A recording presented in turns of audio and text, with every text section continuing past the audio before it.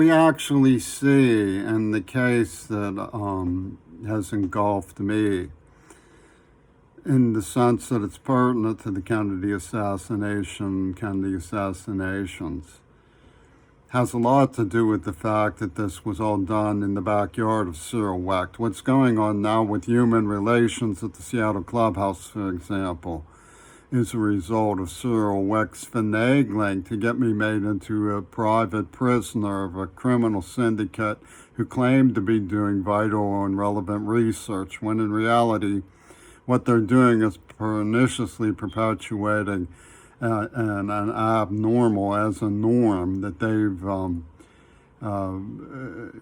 subjected me to by nerve agents, for example, and contamination to the mouth. And when we see the dark heart of the finagling that's going on, one of the expectations we have is to find some explanation for what was going on in Wecht's mind that made him so sly about the Kennedy assassination. And this comes from the Holocaust survivor community who wrote the Texas school book. They saw it as a parable about American denial.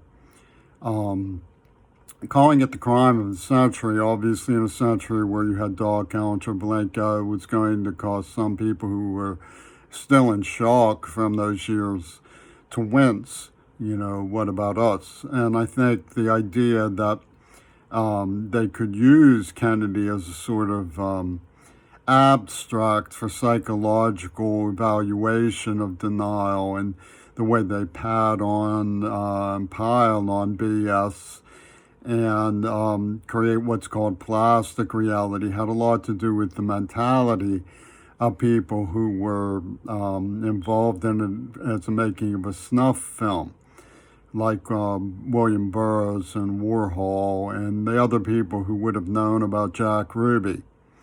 So we have, Melvin Belli, his attorney from Star Trek, to consider when you see the way that Trumpy-Tune emerges as a sort of ogre from the, cave of all of this proto and quasi-Nazi exterminationist BS that comes with AIDS and COVID. And of course, they continue to lie and deny, and that's one of the reasons why Wecht would be so fascinated by the whole thing. John Schulman was exposed by the Smithsonian very recently for stealing books and selling them from the museum. Well, Wecht is the one who reported Kennedy's brain missing, and he was a Confederate of Schulman, as was Robert Fripp of King Crimson. That first gory album by King Crimson was a link between the Beach Boys and Manson. They were using and hiring Mancini to make what they still hope to be a snuff movie about yours truly.